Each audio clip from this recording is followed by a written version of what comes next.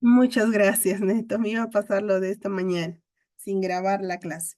Entonces, es importante, vuelvo a mencionar, todos pongan su nombre otra vez en el chat, por favor. Entonces, es importante también la cámara, el- la consistencia, ¿sí? En cuanto a consistencia, nos habla de, por ejemplo, cuando el edema es cardiovascular, de origen cardiovascular, al hacer la presión hay una resistencia y la piel está algo dura y turgente, mientras cuando el edema es de origen renal, por alguna nefropatía, por ejemplo, el edema es más blandito, ¿sí? Y aparece principalmente en rostro. Esas características son importantes y lo vamos a ver más en cardiovascular. ¿Qué más tenemos? El estado de conciencia, ¿sí? Directamente este pequeño mapa conceptual de igual manera para ver el nivel de conciencia y el contenido de la conciencia, que me gusta siempre que los separen, ¿sí? Para que no haya mezcla en cuanto a conceptos. De igual manera, así está en Argentina. Entonces, si hablamos del nivel de conciencia, hablamos de alteraciones cuantitativas, es decir, nos importa más la cantidad, se diría, en cuanto a nivel de conciencia. ¿Estás al 100 o hay una disminución y de deterioro de tu estado de conciencia? Entonces tenemos niveles, por ejemplo, ahora todos nos encontramos en un nivel de conciencia lúcido, sí, todos estamos lúcidos, ¿verdad? Pero cuando esto va bajando y está determinado por el SARA, este sistema tan importante que cuando abrimos los ojos, este sistema igual se prende y cuando nos vamos a dormir, este sistema también se apaga, ¿sí? Así que todos estamos en nivel de lucidez. Ahora, si hay un deterioro en este sistema SARA y va bajando, ya entramos a estos cuadros. Aquí tenemos obnubilación, ¿sí? Cuando el paciente solo responde a un estímulo verbal, entonces está con los ojitos cerrados, digamos una señora que se llama Carmen. Está con los ojitos cerrados, estimulamos señora Carmen, y la señora Carmen recién abre los ojitos, ¿sí? Está respondiendo al estímulo verbal. Está con los ojitos cerrados, no responde a estímulo verbal. Señora Carmen, nada, señora Carmen. Entonces podemos hacer estímulo doloroso, por ejemplo, con el puño hacemos una presión a nivel del esternón, algo fuerte. Entonces haces un poquito de dolor y responde al estímulo doloroso recién y recién ahí abre los ojitos.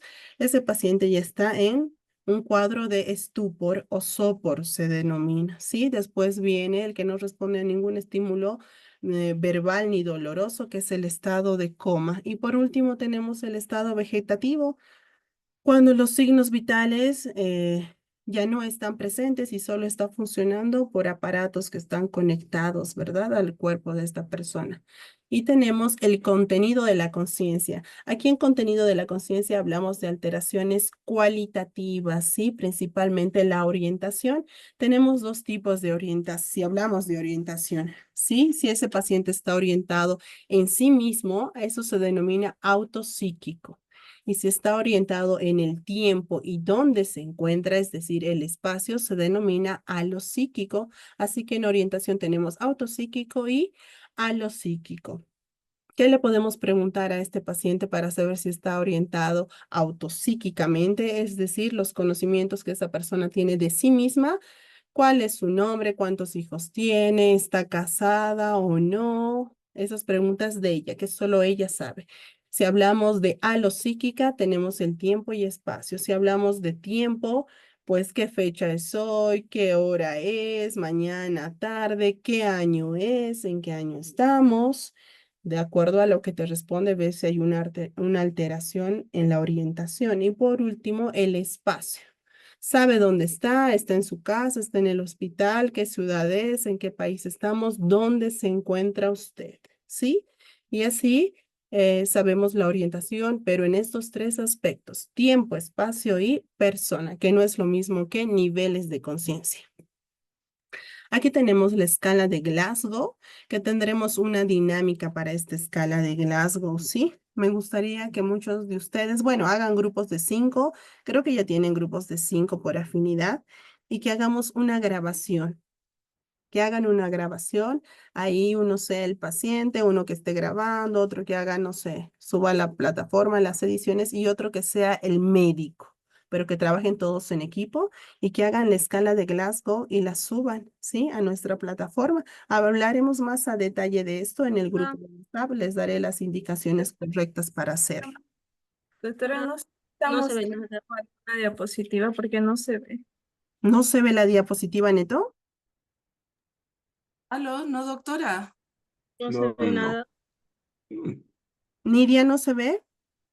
Yo sí No, la veo. doctora. Yo No, la De veo. cara. Se yo quedó no, en las yo no características veo del nada. contenido, Porque, doctora. doctora. Yo Doctora, tampoco no se veo ve nada. nada. Está en negro. ¿Ahora? No, yo solamente me quedé pegada con las características de Perdón, localizado doctora. y generalizado. Sí, igual a mí me Aquí. sale lo mismo. ¿Ahora se ve o no? No, nada. ¿Cómo que No, nada? está en características, eso sí. A ver, Doctora, vuelva a compartir sí, lo voy pantalla a cerrar, lo porque voy a cerrar. Mm.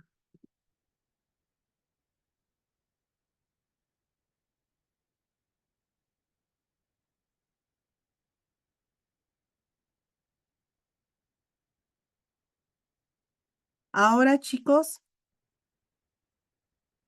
No, sigue ahí, doctora, en características. qué se volvió. raro. Sí, congeló. Yo sigo viendo negro. ¿Y por qué no me comentaron antes que están viendo todo negro? ¿Alguien de ustedes puede compartir lo que guste, por favor? Así. Doctora, yo hace rato estoy tratando de decirle, pero mi audio no sé si se escucha y el resto no dijo nada. Sí, Yo puedo ver. A mí se ve todo. sí, Es creo que que de aquí se ve, ustedes pero está está en fallando. características. Doctora, el mío igual se ve normal. Ven, chicos, se ve normal. No, yo veo Pero en características. características de Eva no hace, doctora. Yo no veo Doctora, nada, ¿será que doctora. podemos De ahí está volver a negro. entrar a ver si así da? Está congelado, doctora, se queda en características. Ahora se Yo mueve la también pantalla. tengo. No, Marcha, estado de conciencia, nada, nada. no se quedó pegado en No. características. No se ve, Ya. doctora. Terminemos con facies. No ven nada, ¿verdad? ¿Puedes compartir algo? Cualquiera de ustedes comparta algo, por favor. A ver, un segundito. Ahí, ¿qué tal? Se borró completamente, ¿verdad? Sí, doctora, Sí, ahora ahora sí. sí. Ya, a ver, nuevamente lo intentaré. No me dejaba. Ahí. Se ve negro. Uy, no. Ahora sí, Ay, doctora. sí. Ahora sí. Ya se ve, ya ¿Ahora se sí? ve. Ahora sí, Sí. doctora. Doctora. Sí, doctora, ahora sí Ah, se ya, ve. perfecto. Vamos entonces rápidamente y terminemos con facies. ¿Ven facies? Ahora sí. Sí, Sí, doctora. doctora. Listo, aquí teníamos, igual esto va a estar, ¿verdad? Les voy a dar estas diapositivas. Estado de conciencia, aquí se quedaron otros, aquí hablamos un poquito del estado de conciencia, la escala de Glasgow y vamos con facies. Entonces, facies nos habla de las expresiones que presenta un paciente, ¿sí? De acuerdo principalmente a algunas patologías o estados en los que se encuentra el paciente. Iniciemos, me gusta ponerlo así con colores para que no se olviden de estos tres que involucran facies en cuanto a alteraciones de la coloración. Tenemos la facie ictérica, ¿sí? Donde la piel está de color amarillo, incluso las mucosas como se puede ver en esos ojitos, incluso se puede ver, ¿verdad? La pigmentación amarillenta que puede abarcar, si abre la boquita ese paciente, todas las mucosas, ¿sí? Toda la mucosa oral. Tenemos la fase anémica, donde hay una falta de la coloración y se marca más a nivel de los labios. Los labios están blancos y pierden esa pigmentación normal que tenemos todos. Y la fase cianótica, donde hay una coloración azulada que abarca los labios, es decir, es una cianosis peribucal, también la nariz y a nivel de las mejillas. Y como se ve en esta imagen, tal vez no la ven bien, pero también muchas veces la cianosis puede estar a nivel del pabellón auricular, ¿sí? Entonces a esta cianosis se denomina cianosis central, porque tenemos dos tipos de cianosis, una cianosis central y la otra que es periférica, cuando se presenta en miembros superiores o inferiores principalmente. Vamos con la fase hipotiroidea y la fase hipertiroidea. Una fase hipotiroidea con una paciente con hipotiroidismo se ve más o menos así, ¿sí? Es una fase abotagada, como que tiene mucha masa aquí a nivel de las mejillas.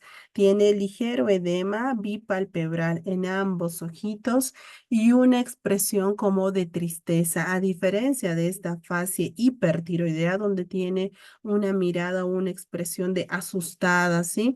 Esos globos oculares están como hacia afuera, salidos, y eso tiene un nombre. A eso se denomina, ya lo saben ustedes qué se denomina, porque esto yo ya lo vi. ¿Qué se denomina? Exoftalmos, doctora. Exoftalmos, ¿sí? Presenta exoftalmos. También hay una caída, si hablamos un poco del cabello, en la fase hipertiroidea hay una caída del cabello, presentan algunos grados de alopecia. Tenemos la fase cushingoide y la fase edematosa. En la fase cushingoide presentan una carita en forma de luna llena, por eso puse este círculo aquí, para que vean que realmente la cara está así bien redondita. Y si estamos de frente mirando al paciente, pues estos pabellones auriculares no están presentes, ¿sí? No están presentes y presenta crecimiento de vello en la cara. A eso se llama vello donde no Hirsutismo. debería estar, hirsutismo. Muy bien. Tenemos la fase edematosa también. A nivel de los ojitos se ve un edema bipalpebral. El edema en cara siempre será primero a nivel bipalpebral porque a nivel del párpado tenemos un tejido conectivo más laxo, ¿sí? Más laxo, más sensible. Entonces el edema siempre se ve en miembros, en ojitos, en párpados superiores e inferiores. Tenemos la fase parkinsoniana. Les puse esta imagen porque indica, ¿no? En la literatura que es una fase como de jugador de póker. ¿Por qué será? Porque es inexpresiva, ¿sí? No demuestra ninguna emoción. Es firme, rígida y muchas veces también presentan como secreciones, mucha salivación que escurre por la comisura. Mucha salivación, ¿cómo se dice? Cialorrea. Cialorrea. Cialorrea, muy bien, cialorrea.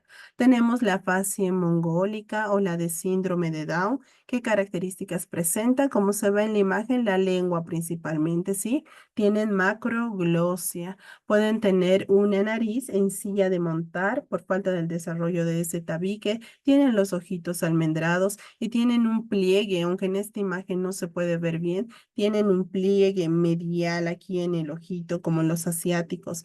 A eso se denomina epicanto. Epicanto. Tienen el pabellón auricular más pequeño, sí puede ser más pequeño, a eso se denomina microtia. Y también este pabellón auricular puede ser de implantación más baja. Tenemos la fase caquéctica, como se ve en esta imagen, hay mucha pérdida del músculo y del tejido adiposo, así que las estructuras óseas son muy prominentes, desde el hueso temporal, los cigomáticos, los arcos superciliares, y se verá, claro está, en enfermedades terminales, ¿verdad? Como en esta paciente, la fase acromegálica, donde hay mucha liberación de la hormona de crecimiento y todas las estructuras óseas están más robustas, más prominentes. Por ejemplo, presenta una frente como olímpica y se ve bien aquí el cigomático y puede haber una protusión incluso de la mandíbula. Cuando hay una protusión de la mandíbula hacia adelante, ¿cuál será el término correcto? ¿Alguien recuerda? ¿Cómo? Cuando hay una protusión de la Prognatismo. mandíbula hacia adelante. Prognatismo. Prognatismo, ¿sí? Pueden presentar prognatismo. La fase miasténica que tenemos aquí, cuando tiene una apariencia de la fase como estar somnoliento, ¿sí? Porque hay una caída de los párpados. A esta caída de los párpados se denomina como Dosis palpebral. tosis palpebral, ¿sí? Entonces presenta una tosis palpebral bilateral, porque hay daño a nivel de los músculos del ojito, principalmente de esos orbiculares del ojo. Y cuando despiertan estos pacientes, no hay tanta caída del párpado, pero a medida que transcurre el día, el párpado cae más y al final el paciente tiene que hacer una hiperextensión para poder visualizar bien. Sí, esta es una fase miasténica. Y aquí les puse esta mariposita en la fase lúpica que se presenta en pacientes con lupus eritematoso, ¿sí? Porque presentan un eritema, se diría, en todo lo que es la nariz y las mejillas en forma de mariposa, ¿sí? Un eritema que muchas veces presentan pápulas también. Y con eso, tenemos una fase más, ojalá que de este videíto. ¿Qué fase será esta? Cierra los ojos. Levanta las cejas. Cierra las dos. Eso es. Sonría. Así. De ACV isquémico, doctora. ¿Cuál? ¿Una parálisis, doctora? Parálisis embolia. facial, ¿verdad? Una parálisis facial. ¿De qué lado será la parálisis?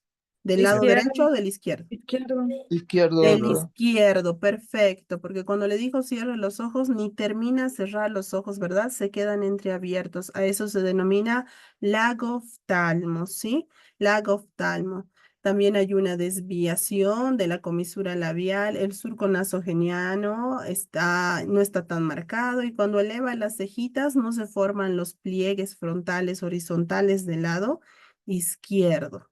Perfecto, con esto hemos terminado. Ahora veamos un poquito cómo lo describimos en la historia. Entonces ya estamos en examen físico, con este primer acápite y apartado en examen físico que se denomina examen general, o también les puse ahí para que no confundan nunca, examen físico general, también llamado impresión general, también llamado inspección general, ¿sí? Entonces, con todos los puntos que vimos, podemos poner lo siguiente. Paciente con actitud compuesta, cuya edad aparente concuerda con la cronológica, lúcido, orientado en las 3 esferas, fases compuestas, normohidratado, marcha sin alteración del equilibrio y la locomoción, mesomorfo y vestimenta con buena higiene. Algo muy importante a recalcar aquí es lo siguiente, ¿sí? Tomar en cuenta que esto es justo del libro de Argente. ¿Qué nos dice? Los ítems que acompañan todo lo que es impresión general son en cierto modo arbitrarias, ya que pueden agregarse otros más, como por ejemplo la temperatura corporal, frecuencia respiratoria, es decir, un poco de signos vitales, y se consideran a continuación también el estado de conciencia, postura, decúbito, hábitos, el estado de nutrición y estado de hidratación. Es decir, que esto no es, como les digo, concreto hasta aquí, ¿sí? Se pueden aumentar algunos puntos más y algunas historias, por ejemplo, que vi, tienen algunos puntos más a recalcar. Entonces, hasta aquí lo tenemos completo, pero por ejemplo, podemos aumentar y la traducción puede ser así si aumentamos temperatura. Paciente colaborador, incluso eso, ¿sí? Si el paciente le dices, por favor, del lado derecho, de izquierdo, párese, muévase, levante el brazo, no lo sé, todas las indicaciones que le des, el paciente las cumple a cabalidad. Podemos poner paciente colaborador. En buen estado general, ¿cómo se encuentra? Buen estado general, mal estado general, regular estado general, afebril, si ponemos de la temperatura, normohidratado, con actitud compuesta, lúcido, orientado en las 3 esferas, fase anémica, marcha sin alteración del equilibrio y la locomoción. Aquí abajo tenemos la última. Paciente colaborador en regular estado general, febril, mucosas secas con actitud compuesta, somnoliento, orientado en tiempo, espacio y persona, fase anémica y con alteración de la marcha. Hasta ahí espero estar clara con todos estos puntos que son importantes, ¿sí?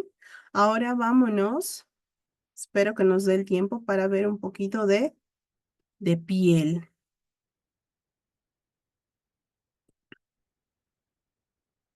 Les comparto entonces. ¿Pueden verlo? Sí, doctora. Listo. Vamos entonces con piel. Y es hasta aquí que entrará para el examen, ¿sí? ¿Cuándo es nuestro examen? Nuestro primer parcial.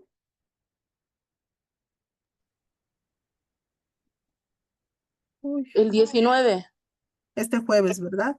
sí. Creo que tengo muchas carpetas y videos aquí que no me está permitiendo. Bien, en piel será importante entonces revisar un poquito brevemente anatomía y fisiología, ¿sí? Si hablamos de anatomía, partes del epidermis, por favor, ayúdenme. Epidermis, poder. ¿Cómo? Ahí. Partes del epidermis, chicos. Estrato córneo, lúcido, Ya. Estrato Espinoso. córneo, lúcido, basal. Granuloso. basal, hipodermis. espinoso, granuloso, ¿verdad? Muy bien, Sí. todo eso será importante para epidermis. ¿Y qué estructuras tenemos? Ahí se ven todas las capitas del epidermis, como se ve en esta imagen, ¿sí? En epidermis tenemos 5 estratos entonces. Y en dermis, ¿qué estructuras encontramos? Folículos pilosos, glándulas sebáceas principalmente, ¿verdad?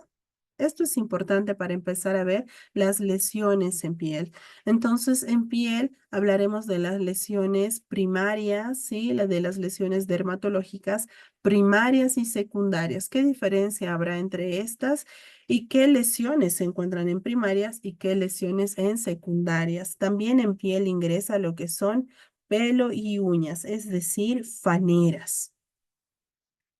Aquí un poquito de la anatomía de la piel. Debajo de la dermis está la hipodermis, aunque ya no se dice hipodermis, es tejido celular subcutáneo. Aquí dentro de estas lesiones, entonces, ¿qué veremos? Nuestro tema es lesiones elementales en piel. Y dentro de las lesiones elementales tenemos lesiones elementales primarias y lesiones elementales secundarias. Si se presentan ambas, pues serán lesiones elementales combinadas. Veamos entonces primero las lesiones primarias. ¿Qué característica habrá y qué diferencia hay con las lesiones secundarias? Las primarias son sobre un tejido sano, creo, y las secundarias son sobre un tejido ya lesionado. Perfecto, sí, claro y conciso. Lesiones primarias se presentan sobre una piel sana y las lesiones secundarias sobre una piel que ya sufrió algún daño. Vamos con estas lesiones primarias sobre piel sana. Primero iniciamos con la mácula, ¿sí? La mácula también denominada mancha. Como les digo, mancha, entonces, ¿qué características tiene una mancha? Todos tuvieron alguna vez una mancha o recuerden la mancha que tenga su mamá, su papá, no lo sé, pero identifiquen una mancha. Una mancha no tiene relieve, ¿verdad? Es con unos bordes definidos y no tiene relieve. Es la primera característica y la principal característica de una mancha, que se denominan las manchas máculas. Entonces tenemos máculas vasculares y máculas pigmentarias. Si hablamos de las máculas pigmentarias, es decir, que son manchas que presentan un pigmento. ¿Cuáles serán estos pigmentos? Pues tenemos dos importantes. El principal pigmento de la piel, que es la melanina, y el otro pigmento que es la hemosiderina. Aquí en melanina les puse algunos ejemplos que veremos ahora en las imágenes, ¿sí? Mucha cantidad de melanina, disminución de melanina y ausencia de melanina. De igual manera, hemosiderina. ¿Dónde se encuentra este pigmento de hemosiderina? Pues en el grupo M, en la sangre, ¿sí? En la hemoglobina, así que está relacionada con la sangre. Por ende, tenemos estas lesiones desde petequias, púrpuras y el hematoma, que todos ustedes lo conocen. Veamos entonces esta de aquí, máculas vasculares primero, antes de entrar a las pigmentarias. ¿Qué tenemos en máculas vasculares? Este principal ejemplo que es un eritema solar, ¿sí? Un eritema solar por una vasodilatación que se da en los vasitos más superficiales de la piel, en este caso por exposición a los rayos solares. Estos pueden ser estos eritemas activos o pasivos. Activos cuando la coloración es así, rojo intensa, pero también pasivos cuando la coloración, como en esta palma de las manos podemos ver, es rojo violácea. También hay un cambio de temperatura. Aquí la temperatura será más fría, ¿sí? Y aquí por un aumento de la temperatura. Entonces tenemos un eritema solar, también algo común que se ve en los niños, un eritema infeccioso, independientemente cuál sea la causa de la infección. Y a esto, cuando hay esta coloración violácea, principalmente en la palma de las manos, por exposición al frío, se denomina eritema pernio. Esos son ejemplos de máculas vasculares. Dentro de estas máculas vasculares también tenemos los exantemas, es decir, que el eritema abarca más superficie, ¿sí? De la piel, a eso se denomina exantema. Tenemos el morbiliforme y el escarlatiniforme. Este morbiliforme, que vemos esta primera imagen de este tórax aquí, presenta espacios de exantema, es decir, estas manchitas rojitas que ven, pero con espacios de piel sana también. Se puede ver aquí, piel sana, piel sana. A diferencia del escarlatiniforme, como se ve en este pequeñito, donde toda la piel presenta este eritema, ¿verdad? No hay algún espacio, excepción de aquí, pueden ver esta manchita blanca en miembro inferior izquierdo. A esto se denomina digitopresión, ¿sí? Cuando hay un eritema en piel, podemos ejercer presión con un dedito y cuando levantamos el dedo, esa mancha desaparece y viene la coloración normal de la piel. Entonces, así podemos diferenciar máculas pigmentarias de máculas vasculares. Las máculas vasculares son positivas a la digitopresión y las pigmentarias no. Cuando este eritema se presenta en mucosa, como aquí, está la úvula, paladar blando, hay un eritema en mucosa, bueno, ya no se denomina exantema o eritema, se denomina enantema. Vámonos ahora con estas máculas pigmentarias. Aquí tenemos por un aumento en los depósitos de melanina, ¿sí? A esto se denomina melasma, son estas manchitas que aparecen en la cara. Y como ven en esta imagen y en las otras que les mostré, no hay relieves, ¿sí? No hay relieves, son totalmente planas y se encuentran en las capas más superficiales de la piel. Aquí hay por una disminución, este ejemplo por una disminución del pigmento de melanina, tenemos vitiligo y aquí en ausencia total de este pigmento, que es un ejemplo de albinismo. Vamos con las máculas ahora por pigmento de hemosiderina y aquí se puede ver claramente la diferencia entre las petequias y púrpura, ¿sí? Es un contenido de sangre ya extracelular, sí, pero la diferencia principalmente es el tamaño. Las petequias serán menores a 4 milímetros y las púrpuras ya son de un diámetro mayor, de 4 a 10 milímetros, siendo los hematomas más grandes aún, mayores a 1 centímetro.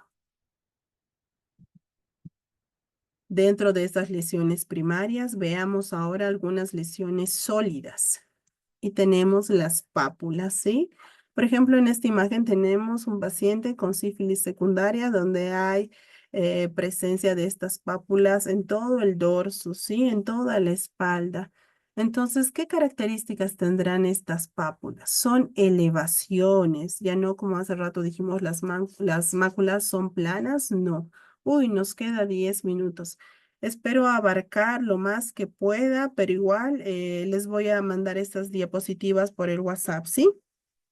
Entonces, tenemos las pápulas. ¿Qué características tienen? Son circunscritas, es decir, como un círculo, ¿sí? A eso se asemeja circunscrita. Tienen una elevación, a esa elevación decimos relieve. Entonces, presentan relieve, son circunscritas. Tienen un diámetro menor a 0,5 centímetros, es decir, 5 milímetros. La consistencia es sólida y se encuentran en la capa más superficial de la piel a nivel de ese estrato córneo, ¿sí? Por ende, no va a dejar cicatriz y presentan esas lesiones, por ejemplo, en la sífilis secundaria, pero después de 2 a 3 semanas, todas esas lesiones han desaparecido y no hay rastro de ellas en la piel, excepto que se produzca alguna contaminación después de la manipulación o el rascado. Y ahí sí, si se sobreinfectan, puede dejar alguna cicatriz, principalmente una depresión tal vez. Pero después, como están en el estrato superficial, desaparecen tal cual. Abajo tenemos un ejemplo de estas papulitas muy comunes que se forman en el ojito que se llaman milium, ¿sí? Que son por mucha formación de queratina y colágeno que tapan los poritos y muchos de ustedes lo tienen, eso de milium. Tenemos aquí las placas. Las placas son lesiones que abarcan más superficie que profundidad. Tienen un diámetro mayor a 1 centímetro, como les digo, en cuanto al grosor, ¿sí? Porque si no tuvieran una elevación o un relieve, serían máculas, ¿verdad? Manchas. Así que sí tienen un ligero relieve. Tenemos las vegetaciones, es decir, verrugas. Entonces ya no diremos verrugas, sino vegetaciones. Este es un ejemplo de un condiloma acuminado por virus del VPH. Y si hablamos de las características de estas lesiones, pues es una lesión primaria, una vegetación, donde se puede evidenciar bordes regulares con una superficie rugosa, ¿verdad? Presenta una superficie rugosa, pero las vegetaciones no se encuentran a nivel superficial, estas ya abarcan todos los estratos e incluso llegan a la dermis. Las vegetaciones son lesiones más profundas que como se encuentran a nivel de la dermis, el tratamiento no es solo retirarlas a nivel superficial porque nuevamente vuelven a brotar y a crecer. Eso es algo muy importante en estas. Tenemos las ronchas, ¿sí? Que son lesiones también circunscritas con un relieve y la lesión presenta un gran halo eritematoso porque es muy pruriginosa. Todo ese rojo que ven alrededor de la roncha se denomina halo eritematoso. Así que empecemos a emplear también estos términos que aprenderemos en piel, ¿sí? Ya no decimos manchita roja, no. Halo eritematoso. Y esa roncha puede ser hiperpigmentada o hipopigmentada, porque las ronchas son blancas, pero algunas veces estas ronchas también son rojizas. Su principal característica, muy pruriginosas. Tenemos los nódulos. Principal característica de los nódulos son lesiones que requieren no solo de una inspección, sino también de la palpación durante el examen físico, porque los nódulos se encuentran incluso en tejido celular subcutáneo. Son de las lesiones primarias sólidas más profundas que veremos, ¿sí? Por ejemplo, aquí tenemos un eritema nudoso, así se llama, muchos nódulos que salen en miembros inferiores por un cuadro de inflamación. Las de contenido líquido, seguimos en lesiones elementales primarias, pero ahora las de contenido líquido. Y estas muy características que se presentan en herpes se denominan vesículas. ¿Qué características tienen estas vesículas? Como vemos, tienen un pequeño halo eritematoso y contienen líquido, ¿sí? Este líquido puede ser seroso, puede ser hemático y también purulento. Están en la epidermis en un estrato muy superficial y en el caso del herpes, pues se agrupan así como en racimos tal cual se ve en la imagen.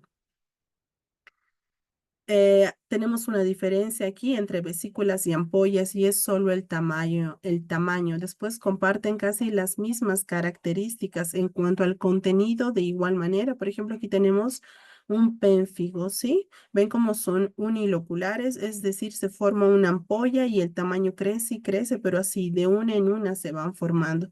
El contenido varía, pueden ser cerosas también, hemáticas o con contenido purulento. Y aquí tenemos unos dos signos antes de que se termine nuestra transmisión. Veamos el signo de Jensen, ¿sí? A la presión, las ampollas empiezan como a expandirse. ¿Ven? Cómo presiona ahí y la ampolla crece y crece más. Ahí se presenta una superficie de mucho tejido muerto, así que si esas células ya se rompieron las uniones entre ellas a nivel del estrato del epidermis, se presiona la ampolla y el líquido avanza, avanza y avanza más porque todo lo que se presenta ahí es tejido que ya está muerto. Tenemos el signo de Nikolsky, que a la presión también, ahí no se ve nada, ¿verdad? Pero cuando presiona a la palpación y mueve un poquito el dedo, todo ese tejido ya está muerto, ¿sí? Y se elimina ese tejido alrededor de la lesión. También indica daño celular y ruptura de uniones entre las células, el signo de Nikolsky. Y por último, estas muy conocidas, las pústulas, ¿sí? Les puse este ejemplo principal que tenemos pústulas, por ejemplo, en un cuadro de acné. ¿Qué diferencia tiene con las pápulas? Que estas sí tienen contenido. ¿Y cuál es su contenido? Como su nombre indica pústula, pues su contenido es pus. Son también circunscritas, tienen un gran relieve, contenido purulento, un halo eritematoso y como es un proceso infeccioso y hay inflamación, pues son dolorosas, ¿sí? Dolorosas a la palpación. Aquí tenemos un poco de la piel y de todo lo que les mencioné, a qué nivel se encuentran. Es una imagen también para verla. Vámonos a lesiones de continuidad. Estas son muy comunes. Ahí tenemos erosiones y escoriaciones. Es lo que se ve todo el tiempo, ¿sí? La diferencia entre ambas es que las escoriaciones son lesiones lineales, como se ve en esta imagen, como un rascado. Todos tuvieron alguna vez una erosión, principalmente en rodillas, ¿verdad? Son lesiones que son muy superficiales, generalmente a nivel del estrato córneo, así que no dejan cicatriz, no dejan cicatriz. Vámonos con estas que quiero ver más con ustedes, las secundarias, ¿sí? Entonces las secundarias, nuestro concepto era que están sobre una piel que ya tuvo un daño, no es una piel sana. Esas son las lesiones secundarias. Tenemos las escamas como el eczema, ¿sí? Que se forma por deshidratación, por pérdida de uniones celulares, por descamación de la piel. Es algo muy común que se presentan los eczemas tanto en palma de manos como también en planta de los pies. Tenemos la costra también, todos conocen esta lesión secundaria, ¿verdad? Acumulación de restos hemáticos celulares y serosos. Este es un tejido muerto que está ya desecado. ¿Qué coloración tiene? Café y se va poniendo negruzca y se desprende de la lesión inicial. Al finalizar también presenta un poco de prurito, ¿verdad? Por todo ese proceso de regeneración tisular. Las escaras, o también denominadas úlceras por presión, la principal característica de las escaras es que son muy profundas, no solo están a nivel del epidermis, tampoco dermis, tampoco tejido celular subcutáneo, muchas veces llegan hasta músculo. Entonces son de las lesiones secundarias más profundas que se presentan y se deben, por ejemplo, en esta paciente, estar mucho tiempo en decúbito dorsal, mucho tiempo, un mes o tal vez más en decúbito dorsal por alguna patología que pueda presentar. Entonces hay una presión a nivel del coxis, ¿sí? Y todas esas células no reciben los nutrientes y la oxigenación necesaria, así que el tejido empieza a morir. Desde lo más superficial, claro está, pero va abarcando más y más y más y más profundidad. Tenemos tejido necrótico alrededor. Incluso en esta lesión se puede ver ahí el tejido celular subcutáneo con una necrosis, bordes bien definidos, ¿verdad? Las grietas o fisuras que se producen por pérdida de continuidad lineal y no hay eliminación de sustancias, dependiendo del grado, pueden ser profundas, llegar incluso al estrato espinoso, granuloso, porque en palma de las manos y planta de los pies, los estratos cambian. Si antes estos estratos eran de 15,